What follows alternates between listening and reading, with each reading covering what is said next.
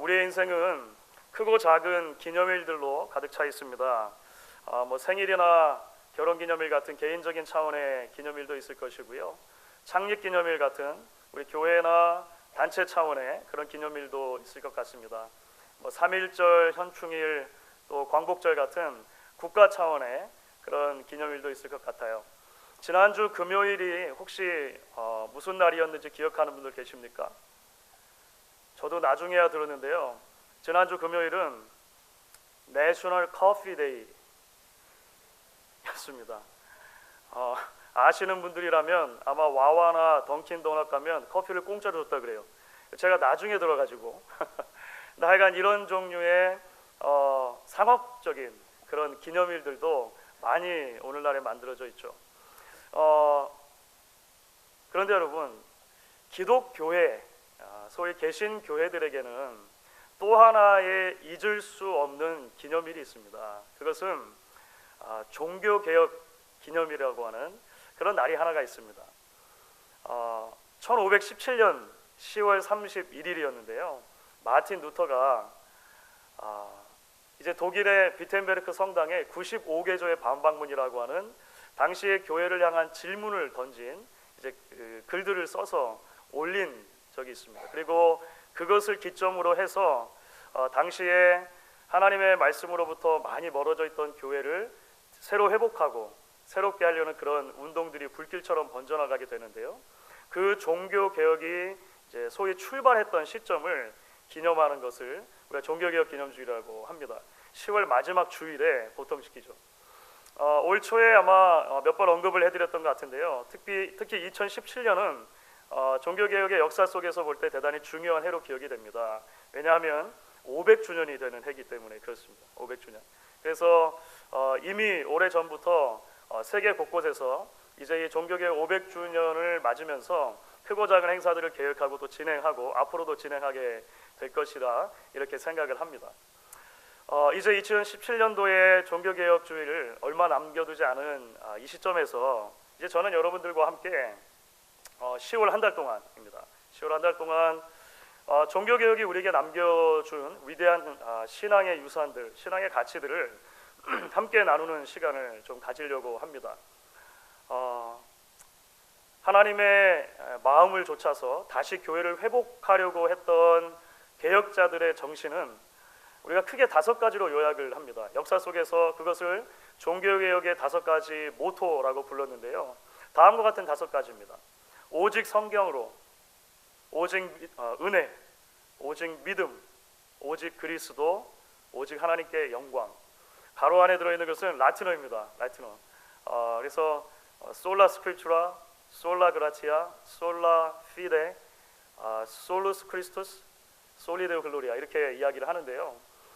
오직이라고 말하는 그 라틴어 단어의 원형을 솔라라고 하기 때문에 교회사 속에서 전통적으로 지난 500년 동안 이것을 종교개혁의 5가지 솔라, The Five Solas of Reformation이라고 불러왔어요. 그래서 우리가 10월 달에 이제 5개 주일이 있는데 우리가 이 5개 주일을 지나면서 이 종교개혁의 유산이 남겨준 이 가장 기본적인 신앙의 핵심 원리 또는 모토에 대해서 한 주 한 주 살펴보기를 원하고요. 이 말씀들을 함께 나누면서 하나님께서 저와 여러분에게 주시는 신앙과 삶의 도전들 함께 나누고 우리의 신앙과 삶을 진지하게 돌아볼 수 있는 그런 시간들이 되었으면 합니다. 오늘 이제 우리가 함께 나누려고 하는 이제 첫 번째 5가지 솔라 중에 첫 번째는 성경과 관련된 것입니다. 성경. 오직 성경 또는 오직 성경으로 이렇게 번역이 될 수 있습니다. 이 오직 성경으로라고 하는 가치가 사실 종교개혁의 출발점이 되기도 했고 다른 모든 신학적인 사고들을 뒷받침해주는 아주 중요한 근간이 되었습니다. 근데 아마 이런 생각을 할 수 있을 것 같아요. 도대체 왜 성경에 대한 교리가 그렇게 기본이 되었느냐라고 하는 것입니다. 은혜에 대한 교리, 믿음에 대한 교리, 오직 예수가 구원자라고 하는 교리, 우리의 삶 전체가 하나님의 영광을 위해서 살아들여야 한다는 교리, 이런 중요한 주제들이 있잖아요. 그런데 왜 한 책, 그렇죠? 하나의 책인 이 성경에 대한 교리가 가장 기본적인 교리라고 이야기하냐는 것입니다. 답을 먼저 말씀드리면 이렇게 이야기할 수 있을 것 같아요. 우리는 성경을 통해서만 하나님과 우리 자신에 대해서 올바르게 알 수 있기 때문에 그렇습니다. 성경을 통해서만 진짜 은혜가 무엇인지, 진짜 믿음이 무엇인지, 예수는 진짜 누구인지, 하나님께서 우리에게 원하시는 진짜 삶의 모습은 무엇인지를 성경을 통해 보게 된다는 것입니다. 그래서 이 성경이라고 하는 한 책에 대한 신앙 고백이 모든 개혁자들의 정신의 기본이 된 것이죠. 오늘 우리가 함께 읽었던 성경 본문이 되는 디모데후서 3장의 말씀도 사실 바로 그것을 이야기하는 것입니다. 오늘 디모데후서 3장 함께 읽었던 말씀을 보시면 바울이 그래서 이렇게 이야기를 하는 장면이 나와요. 성경은 우리로 하여금 그리스도 예수 안에 있는 믿음으로 말미암아 구원에 이르는 지혜가 있게 한다, 이렇게 말하죠. 또한 성경을 우리를 교훈하고 책망하고 교정하고 의로 교육해서 하나님의 사람으로 온전하게 세워질 수 있게 한다, 하나님의 기뻐하시는 뜻을 행할 수 있게 한다. 이것이 오늘 말씀 가운데 나타난 진리가 됩니다. 그렇기 때문에 여러분, 우리가 이것을 거꾸로 뒤집어서 생각하면 아마 이렇게 말할 수 있을 것 같습니다. 한 성도의 신앙과 삶에 있어서 그 신앙과 삶이 가장 위태로워지는 때는 언제입니까? 하나님의 말씀에서 멀어지는 때라고 할 수 있을 것입니다. 그렇죠? 성경에서 멀어지는 때라고 할 수 있을 거예요. 교회가 가장 위기에 빠질 때가 언제라고 생각하십니까? 하나님의 말씀보다 더 우위에 무언가를 놓으려고 할 때, 그리고 실제로 그렇게 살아갈 때 가장 위태로운 것이다, 이야기할 수 있을 거예요. 그런데 그것이 바로 이제 루터 당시의 교회 모습이었다라고 하는 것입니다. 아마 오늘날 우리는 쉽게 이해하지 못하는 부분이 있을 수도 있습니다. 왜냐하면 우리는 누구나 우리말로 된 성경을 다 가지고 있습니다. 그렇죠? 집에 보시면 아마 여러 성경책들이 있는 가정들이 보통이실 거예요. 그죠? 한 권 이상씩 집에 비치가 되어 있습니다. 더군다나 지금은 우리는 언제든지 얼마든지 말씀을 읽을 수가 있고요. 필요하면 도움을 받을 수 있는 여러 자료들도 쉽게 주변에서 찾아볼 수가 있습니다. 그런데 실제로 중세에는 그렇지 않았습니다. 성경이 라틴어로만 되어 있었기 때문에 성경을 읽을 수 있는 사람 자체가 굉장히 한정적이었습니다. 그래서 성경을 읽을 수 있는 특별한 계급들이 이제 성경을 가르친다고 하면서 성경이 정말로 이야기하지 않는 구원의 방편에 대해서, 사죄의 방법에 대해서, 우리의 사후의 운명에 대해서 가르치기 시작했다는 거예요. 실제로 그래서 많은 사람들이 하나님의 말씀인 성경으로부터 멀어져 있던 것이 당시에 현실이었던 것이죠. 종교개혁이라고 하는 것은 결국 이 하나님의 말씀의 가치를 다시 회복하는 운동이었다, 이렇게 생각을 하시면 될 것 같습니다. 하나님의 말씀인 성경이야말로 성도의 신앙과 삶에 있어서 유일한 규범이 됩니다, 이렇게 인정하고 고백한 것이고요. 나아가서 성도들에게 이제 성경을 돌려주는 작업이 종교개혁에서 있게 되었습니다. 어떤 방법을 통해서 돌려주었을까요? 번역을 한 것입니다. 번역을. 성경을 일반인들이 쉽게 알아들을 수 있는 각 나라 그들의 모국어로 번역하는 일들이 종교개혁의 앞뒤에 그래서 있었고, 루터가 남긴 여러 가지 업적 가운데 하나가 사실은 성경을 최초로 자신의 나라 말 독일어로 번역한 것이다. 우리가 그렇게 기억을 하고 있는 것이죠. 결국 종교개혁이라고 하는 것은 하나님의 말씀으로 다시 돌아가는 운동, 하나님의 말씀의 권위를 다시 회복하는 운동이었다, 이렇게 우리가 정리를 해볼 수 있을 것 같습니다. 그렇다면 여러분, 이제 500년이 지났습니다. 그렇죠? 종교개혁 이후로 500년의 시간이 흘러왔는데요, 오늘 21세기를 살아가는 저와 여러분들에게 21세기에 놓여있는 우리 교회에게 이 오직 성경으로라고 하는 종교개혁의 모토는 어떤 의미로 다가올 수 있을까요? 어떻게 우리는 이 말씀을 우리에게로 조금 더 가까이 가지고 와서 적용을 할 수가 있을까요? 사실 굉장히 많은 이야기를 나눌 수가 있겠지만 오늘 이 시간을 통해서 이제 크게는 두 가지로 나눠서 같이 좀 이야기를 해보려고 합니다. 교회를 향한 이 오직 성경으로라고 하는 메시지가 오늘날 어떻게 적용될 수 있느냐라고 하는 것이죠. 먼저 첫 번째로 오늘 말씀을 우리가 기억할 때 우리 교회가 성경을 성경 되게 하는 공동체로 계속해서 세워질 필요가 있음을 기억하면 좋겠습니다. 성경을 성경 되게 하는 공동체로 세워지는 것입니다. 여러분 말씀드린 것처럼 이 종교개혁의 오직 성경으로라고 하는 가장 기본적인 원리는 하나님의 말씀, 성경을 있는 그대로 인정하는 것이었습니다. 디모데후서 말씀을 포함해서 성경 자체가 성경에 대해서 스스로 증언하는 것, 하나님의 말씀으로서의 권위를 고백하는 것이죠. 그리고 그대로 그것이 우리의 신앙과 삶의 유일한 규범이라고 말하는 것이었습니다. 그렇기 때문에 여러분 성경을 성경 되게 하는 공동체로 교회가 세워진다고 했을 때 조금 이제 작은 주제로 들어가면은요, 여기서 우리가 몇 가지를 이야기해 볼 수 있을 것 같아요. 먼저 여러분, 성경을 성경 되게 한다는 것은 우리가 이미 함께 나눴던 말씀처럼 교회는 성경보다 더 높은 권위에 무엇인가 놓이는 것을 늘 두려워하고 경계하는 공동체에 한다는 것을 의미할 것입니다. 그렇죠. 개혁자들에게 있어서 오직 성경으로라고 하는 말씀은요, 사실 교황도, 추기경도, 교회 자체도 또는 교회가 가지고 있는 그 어떤 전통도 기록된 하나님의 말씀이 이 성경보다 더 높은 권위를 가질 수 없습니다라고 선포한 것이었어요. 오늘날도 마찬가지일 것입니다. 오늘날도 마찬가지죠. 교회는 그 어떠한 개인도, 그 어떠한 모임도, 우리가 가지고 있는 그 어떤 전통도 하나님의 말씀인 성경보다 더 높은 권위에 놓일 수 없다라고 단호하게 고백하는 공동체가 되어야 할 것입니다. 물론 여러분, 하나님께서 질서의 차원에서 우리에게 주신 여러 권위들이 있을 수 있습니다. 그렇죠. 교회를 생각하면 목사를 비롯해서 교육자들, 또 정당한 절차를 통해서 하나님께서 세워주신 여러 섬기는 분들이 그 각각의 자리에서 각각의 주어지는 권위를 가지고 있을 것입니다. 그렇죠. 여러분들 그 권위를 다 인정하시지 않습니까?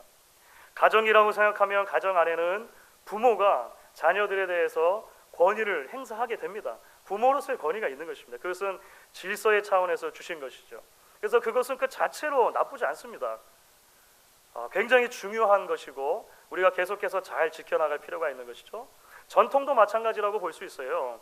전통은 어느 한 공동체가 경험한 것을 바탕으로 해서 만들어낸 이야기라고 할 수 있습니다. 그렇죠. 한 공동체가 하나님의 놀라운 일들을 같이 경험하는 것, 그리고 그 경험을 토대로 해서 좋은 이야기들을 만들어내는 것, 그 이야기들을 통해서 레거시, 유산을 남기는 것, 후손들에게 전해주는 것, 굉장히 아름다운 일이죠. 굉장히 멋진 일이라고 할 수 있습니다. 하지만 여러분, 개인이 하나님의 말씀보다 높임을 받는 것은 전혀 별개의 문제입니다. 그렇죠? 교회가 하나님의 말씀보다 더 권위 있다 생각되는 것은 별개의 문제라고 하는 것입니다. 전통이나 유산이 성경보다도 더 큰 소리를 내고 우위에 놓이는 것 별개의 문제라고 하는 것이죠. 교회는요, 우리가 언제나 그런 유혹에 빠질 수 있다는 것을 인식을 해야 하는 것입니다. 중세의 교회가 그랬던 것처럼 지금도 여전히 언제나 우리는 개인이나 특정한 모임이나 교회의 전통을 우리에게 주신 하나님의 말씀의 가치보다, 성경의 위치보다 더 높게 두려고 하는 유혹들을 받게 되는 거예요. 이 유혹들이 발견될 때마다 우리가 깨어있고 그 유혹에 단호하게 맞설 수 있는 용기들이 필요하다라고 오늘 말씀을 통해 우리가 기억해 볼 수 있을 것입니다. 교회가 성경을 성경되게 하는 공동체가 된다고 했을 때 저는 첫 번째로 이제 성경 말씀의 권위보다 더 높아지는 것이 없어야 한다라고 하는 말씀을 드렸습니다. 좀 더 나아가면 이제 우리는 이렇게도 이 말씀을 적용할 수 있을 것 같습니다. 성경을 성경되게 한다는 것은요, 성경의 능력을 신뢰하는 것입니다. 교회는 말씀의 능력을 신뢰하는 공동체가 되어야 한다라고 하는 거예요. 성경에 기록된 진리의 하나님의 말씀이 사람의 영혼에 새 생명을 움트게 할 수 있다라고 믿어야 하고, 변화를 일으킬 수 있다고 믿어야 하고, 교회를 바꿀 수 있다고 믿어야 한다는 거예요. 하나님의 말씀을 믿어야 한다는 것입니다. 여러분 서부 캘리포니아에 가면 국립공원이 하나 있는데요. 국립공원의 이름이 Death Valley National Park라고 하는 데가 있습니다.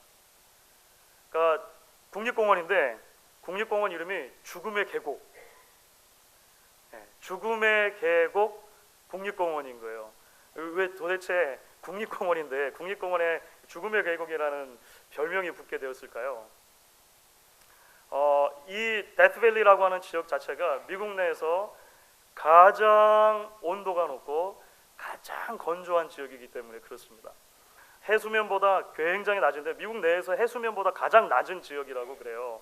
그래서 1년 사시사철 이 황량한 그런 곳인 거죠. 그래서 사진에서 보시는 것처럼 데스밸리를 가면 이렇게 그냥 모래 계곡, 그렇죠? 이런 것이 끊임없이 펼쳐져 있다라고 합니다. 실제로 1913년도에 전 세계에서 가장 더운 기온이 이 데스밸리에서 기록이 된 거예요. 137도였다 그래요. 137도. 아프리카보다도 훨씬 더웠던 거예요. 세계에서 가장 더운 기록이 데스밸리에 남아 있습니다. 그런데 여러분, 놀랍게도 간혹 10몇 년에 한 번씩 이 데스밸리에 기적과 같은 일이 일어난다고 합니다. 이게 뭐냐면요, 봄철에 평소와 다르게 비가 많이 올 때가 있는 거예요. 비가 많이 오면 10몇 년에 한 번씩 이 데스밸리가 아름다운 오색 찬란한 들풀들로, 들꽃들로 가득 차는 때가 온다는 거예요. 다음 사진인데요. 2005년도에 한번 그런 일이 있었고요. 2012년도에 한번 이런 일이 있었습니다. 2017년 올해입니다. 올 초에 한번 일이 있었다고 그래요. 그러니까 12년 만에 그런 일이 생긴 거죠. 놀랍지 않습니까, 여러분? 죽음의 계곡, 누구나 다 그렇게 불렀던 그곳에 너무나도 아름다운 들꽃들이 뒤덮는 기적 같은 일이 일어나죠. 여러분, 어떻게 이 일이 가능할까요? 어떻게 이런 일이 일어날 수 있었을까요? 메마른 사막처럼 보이지만, 아무런 생명도 없는 것처럼 보이지만 그동안에 수많은 꽃씨들이 날아와 그 죽음의 계곡들에 숨겨져 있었다라고 하는 것입니다. 비가 올 때만을 기다리고 있었던 그 눈에 보이지 않는 수많은 씨앗들이 때가 되어서 하늘에서 은혜의 단비가 내릴 때, 그렇죠?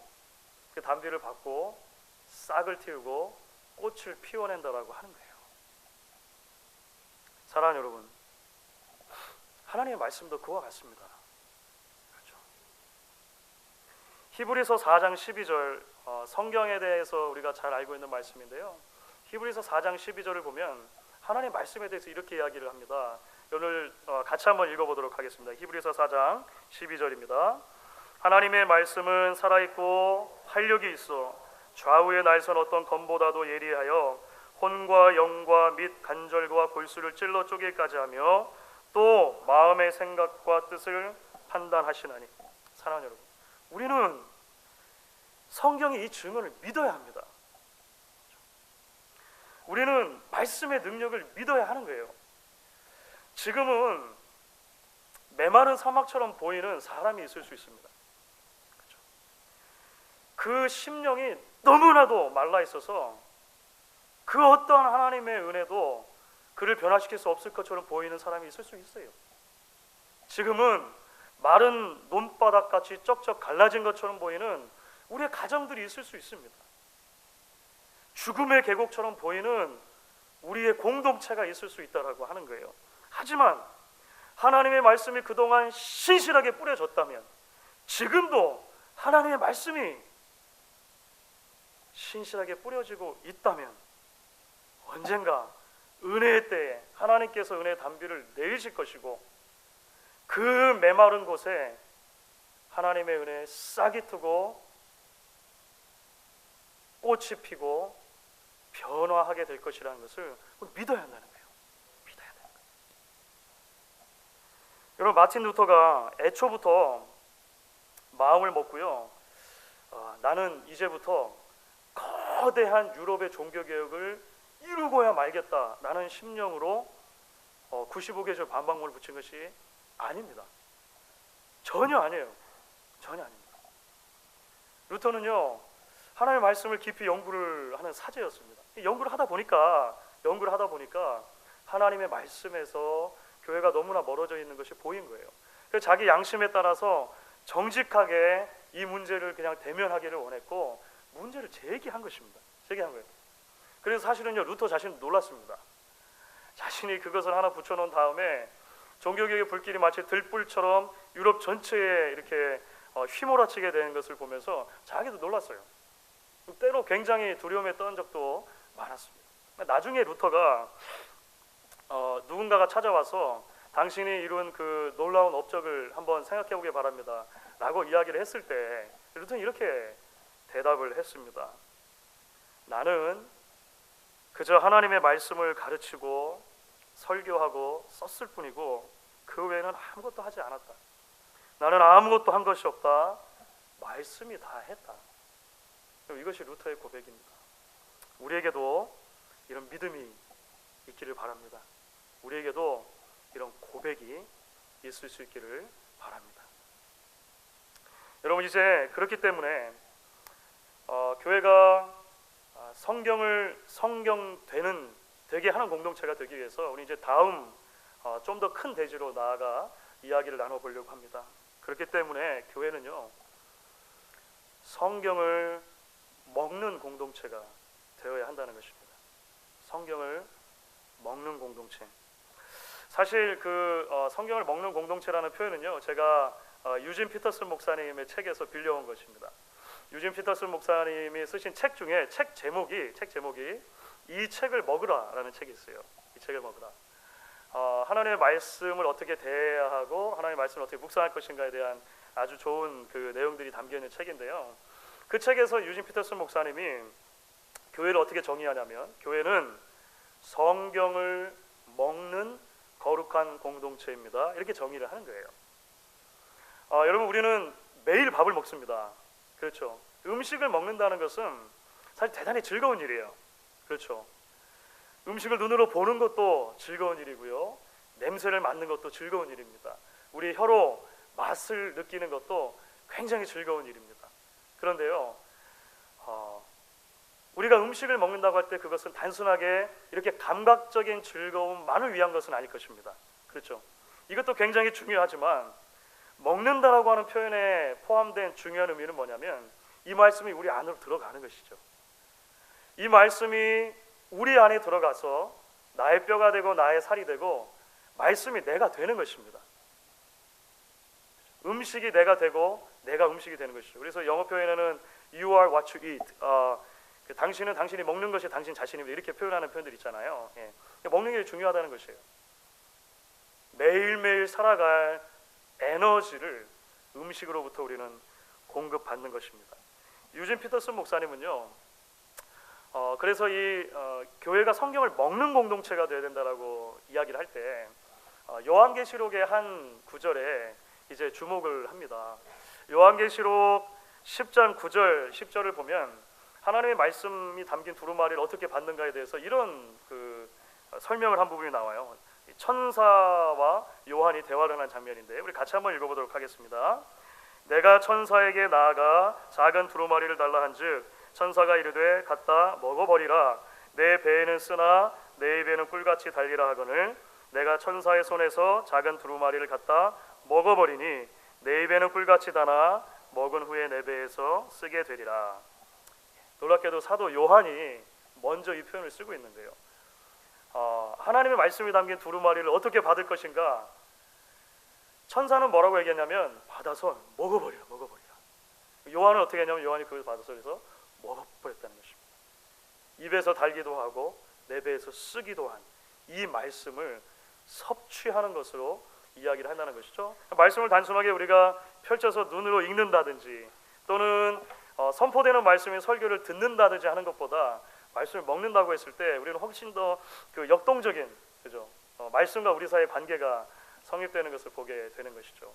그렇기 때문에 여러분, 우리가 말씀을 먹는 공동체가 된다고 했을 때 그것은 먼저 이 부분을 생각해 볼 수 있을 것 같아요. 우리 모두는요, 어린아이처럼 말씀을 진지하고 순수하게 연구하고 이해하는 공동체가 되어야 한다는 것입니다. 그렇죠. 음식을 보기도 하고 냄새 맡기도 하고 만져보기도 하고 입에 넣어보기도 하고 이런 여러 과정을 아이들이 거치는 것처럼 그런 과정이 우리에게 필요하다는 거예요. 어린아이 같이 말씀을 순진하고 또 간절한 마음으로 이해하려고 한다고 했을 때 반드시 수반되는 것이 있습니다. 그것은 뭐냐면요, 질문하는 공동체가 되어야 한다는 것입니다. 말씀을 읽다 보면 말씀드렸던 것처럼 히브리서에서 이야기했죠. 하나님 말씀이 살아있고 활력이 있어서 그 말씀이 우리의 영과 혼과 골수를 찔러 쪼갠다는 것입니다. 무슨 말이냐면 하나님의 말씀이 신실하게 선포가 되었다면 그 말씀이 우리를 불편하게 하는 시점이 온다는 거예요. 그렇죠? 그 말씀 때문에 아픈 시점들이 온다라고 하는 것입니다. 때로는 말씀이 너무 단단하게 느껴질 때도 있고요, 때로는 말씀이 너무 죽같이 무르다 느껴질 때도 있을 거예요. 때로는 말씀이 달다 느껴질 때도 있고 때로는 말씀이 쓰다 느껴질 때도 있습니다. 교회는 우리가 하나님의 말씀을 순전하게 받고 이해하기 위해서 우리가 말씀을 들을 때 또는 말씀을 읽을 때 우리 안에 떠오르는 이런 모든 질문들을 함께 나눌 수 있는 공동체가 되어야 하는 것입니다. 질문을 하지 말라고 함으로 말씀의 순수함이 지켜지는 것이 아니라 우리가 말씀을 향한 순전한 반응으로 함께 질문들을 나눌 때, 함께 고민들을 나눌 때 우리는 하나님의 말씀을 점점 더 깊이 함께 이해하는 공동체로 나아갈 수 있게 되는 거예요. 여러분, 그래서 저는 우리 성도님들 가운데 간혹 성경을 읽다가 또는 말씀을 설교를 듣다가 질문들을 가지고 제게 오는 성도님들이 계십니다. 저는 그럴 때 너무너무나 기쁩니다. 너무너무 즐겁습니다. 제가 답을 다 알고 있어서가 아닙니다. 그렇지 않을 때 훨씬 많아요. 그런데 여러분들께서 가지고 오는 질문을 통해 여러분들이 하나님의 말씀을 이리저리 보고 있구나, 눈으로 보고 냄새 맡고 손으로 만지고 있구나 라고 하는 것을 보게 됩니다. 교회는 함께 말씀을 이해하고 함께 말씀을 연구하기 위해 애쓰는 공동체, 어려운 말로 우리 신학자들은 해석 공동체라고 불렀는데요, 우리 교회는 그런 말씀의 해석 공동체가 될 수 있어야 하는 것이죠. 이제 조금 더 나아가면 말씀을 먹는 공동체가 된다는 것은요, 말씀을 그렇게 이리저리 들여다보고 이해하는 공동체일 뿐만 아니라 조금 더 나아가서 말씀을 살아가는 공동체, 말씀에 순종하는 공동체로 나아가야 한다는 것을 우리가 기억하면 좋겠습니다. 어린 시절 밥상머리에서 그 어르신들께서 늘 하시던 이야기가 있었어요. 먹는 것 가지고 장난치지 마라. 그런 얘기 안 들어보신 분 있으세요? 거의 그런 말씀들 하시죠. 음식 가지고 장난치지 말아라, 이런 말씀들 어른들 하십니다. 여러분, 말씀은